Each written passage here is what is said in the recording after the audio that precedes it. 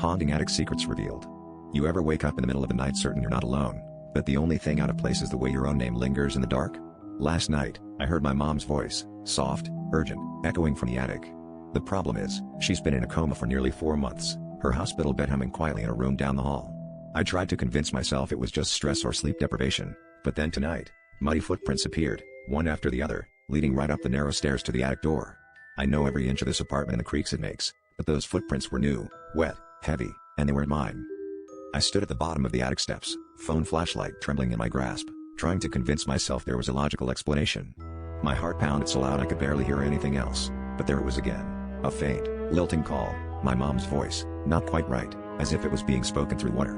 I glanced at her closed door down the hall, knowing she couldn't possibly be upstairs, and yet every instinct screamed that someone, or something, was answering her. The air at the top of the stairs felt thick, and I caught a whiff of damp earth, like the scent that clings to your shoes after a rainstorm. Compelled, I climbed, each step creaking under my weight, following the footprints that seemed to grow fresher, darker, the higher I went. As I reached the attic door, I noticed it was slightly ajar, a sliver of darkness peeking through. I heard a soft shuffle from within, followed by a low, guttural whisper, not my mother's, but answering her call in some warped, intimate mimicry. My hand shook as I reached for the door, the urge to flee warring with the desperate need to see what was up there. The attic was pitch black, save for my flashlight beam slicing through the dust.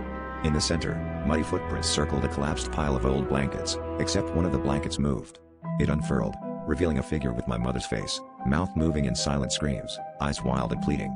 Behind her, a shadow loomed, taller than any person should be, its own face twisting into a grotesque grin as it slowly turned to face me. And that's when I realized, the voice calling from the attic wasn't my mother's at all, but something that had learned how to wear her skin.